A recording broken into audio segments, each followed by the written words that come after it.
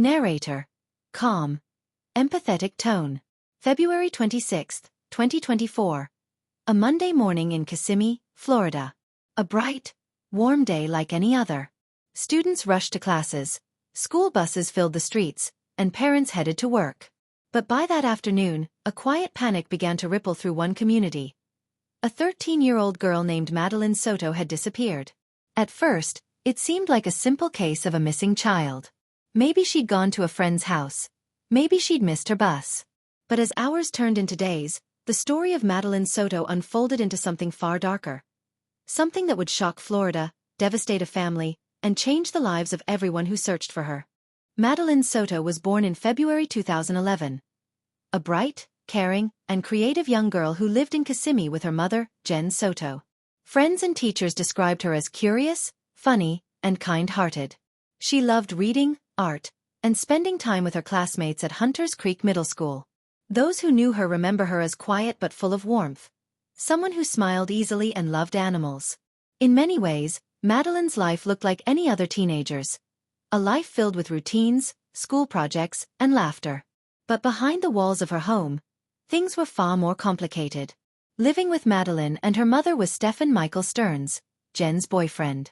To outsiders, he seemed polite and ordinary. A man who blended into the background. But police records and later investigations would show that this man was hiding unimaginable secrets. The morning began normally, or so it seemed. According to early statements, Stephen Stearns told police that he dropped Madeline off near her school just before 8 a.m. But there was one problem. Madeline never made it to school that day. When her mother arrived at Hunters Creek Middle School to pick her up around 4:30 p.m., she was told something no parent ever wants to hear. Madeline wasn't here today. That's when panic set in. Calls were made. Friends were questioned. The Osceola County Sheriff's Office was alerted. Within hours, a missing child alert was issued across Central Florida. Posters went up, volunteers gathered, and law enforcement began what they thought would be a race against time to find a missing girl. But investigators quickly noticed inconsistencies in Stearns' story, things that didn't quite add up. As detectives began their investigation, they pulled surveillance footage from around the area. Nearby roads, the school route, and the family's apartment complex. What they found changed everything. At 7:35 a.m., around the time Stearns claimed to have dropped Madeline at school, cameras captured his car returning to their apartment complex. Inside the vehicle, they saw two figures, Stearns in the driver's seat, and a smaller figure, believed to be Madeline, slumped and motionless in the passenger seat. It was a chilling discovery. Soon after, footage showed Stearns parking by a dumpster. He appeared to be discarding several items, later identified as Madeline's backpack, school laptop, and other belongings. For investigators, this was no longer a search and rescue mission. It was quickly becoming a criminal investigation. In modern investigations, digital footprints tell the story people often try to hide. Detectives obtained a warrant to examine Stearns' phone. What they found confirmed their growing fears. Stearns had performed a factory reset on his phone on the very day Madeline disappeared, wiping nearly all of its data. But digital forensics recovered fragments that couldn't be erased.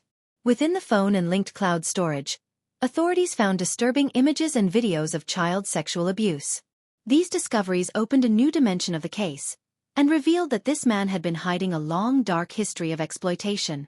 He was immediately arrested on charges of possession of child sexual abuse materials and sexual battery of a minor. But where was Madeline? For 4 long days, search teams scoured woods, fields, and lakes around Kissimmee and Osceola County. Hundreds of volunteers joined law enforcement, hoping that somehow Madeline might still be alive.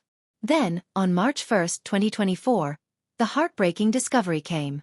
In a wooded area several miles from her home, searchers found a body. Authorities confirmed soon after that it was 13-year-old Madeline Soto. Her community was devastated. Candlelight vigils were held across Central Florida. Children from her school wrote notes and left flowers by the gates. The missing child alert was replaced by something far heavier, a homicide investigation.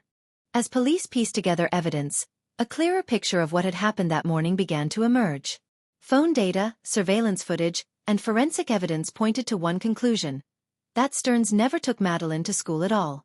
Instead, investigators believe Madeline's life was taken sometime early that morning, inside or near their home. Later, Stearns was seen driving to rural Osceola County, the same area where her body was later found. When interviewed, his statements shifted repeatedly. Small details changed, times didn't match, and evidence contradicted his every word. By early March, prosecutors announced that they would seek a first-degree murder charge. The Orange County Medical Examiner's report confirmed what detectives already suspected. Madeline's death was ruled homicide by strangulation. The findings were clinical, but devastating. This young girl's life had been taken by someone she trusted. Someone who lived under the same roof. Detectives continued collecting evidence. DNA samples, digital records, witness statements, and location data from Stearns' car. Every piece strengthened their case. The case sparked intense public reaction. How could something so horrific happen unnoticed? Did anyone know what was really going on inside that home? Investigators later revealed that there were warning signs. Moments when Stearns' behavior raised suspicion, and instances suggesting grooming or manipulation. Prosecutors claimed that Jen Soto, Madeline's mother, had been aware of concerning behaviors but failed to act decisively. While she was not charged in the murder, the case reopened national conversations about parental awareness and responsibility. Across Florida, schools and family organizations began reviewing how they respond to absences, unreported drop-offs, and patterns of potential abuse. Madeline's story had become a wake-up call. On April 24, 2024, a grand jury formally indicted Stephen Michael Stearns for first-degree murder. Prosecutors in Orange and Osceola counties also added multiple counts of sexual battery and possession of child sexual abuse material. As the evidence mounted, it became clear that Stearns' crimes extended beyond that tragic day. His computer, phone, and online accounts contained years of disturbing material. It was, as one investigator described, a case of long-term exploitation ending in murder. The community wanted justice, and fast. Stearns appeared in court several times throughout 2024 and early 2025. Each appearance drew media attention, community protests, and quiet tears from Madeline's classmates and teachers. Prosecutors announced they would seek the death penalty, citing the cruelty and premeditation involved. However, in July 2025, a dramatic turn came. Faced with overwhelming evidence and the possibility of execution, Stearns accepted a plea deal. He pleaded no contest to first-degree murder and guilty to 20 additional charges of sexual battery and child exploitation. The judge's sentence was swift and final. 21 life sentences, without the possibility of parole. In the courtroom, silence fell.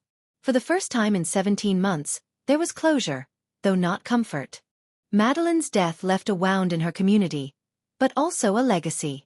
Vigils and memorials sprang up across Central Florida. At her middle school, teachers dedicated a reading garden in her memory.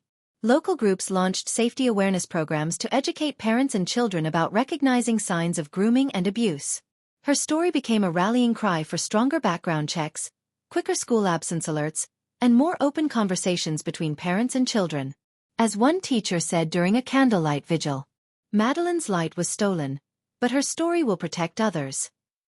The Madeline Soto case became more than a local tragedy. It became a national warning. It revealed how digital evidence can speak louder than lies, how technology can help bring truth to light, and how communities can unite in grief and purpose. But it also showed the quiet danger that can hide behind ordinary walls. For parents, it was a reminder. Stay involved. Ask questions. Notice the small things. For schools, it was a call to improve early detection, to check when a student suddenly stops showing up. And for law enforcement, it reaffirmed the importance of collaboration between agencies, forensic specialists, and digital investigators. Today, in Kissimmee, the memory of Madeline Soto lives on. Her name appears on community programs that teach safety awareness. Scholarships and school projects now bear her initials, reminders of a young girl whose story changed how an entire region viewed child protection. Police officers who worked the case often describe it as one of the hardest of their careers, not only because of its nature, but because of how it began with a simple missing person report. The truth unraveled piece by piece, and what emerged was a picture of a child's courage, a mother's pain, a community's heartbreak, and the relentless pursuit of justice. When we tell stories like Madeline's, it's never to reopen wounds or dwell on tragedy. It's to remind ourselves that vigilance matters, that trust should never be blind, and that justice, even when it arrives late, can bring light to the darkest of places. Madeline's story reminds us that behind every headline is a child, a family, and a community forever changed. Her name will not be forgotten. If this story moved you, consider taking a step forward in your own community. Support local child safety initiatives. Talk to your children. Pay attention when something feels off. Awareness saves lives. And as we remember Madeline Soto, a young girl full of potential, joy, and light, we honor her by making sure no other child's story ends the same way.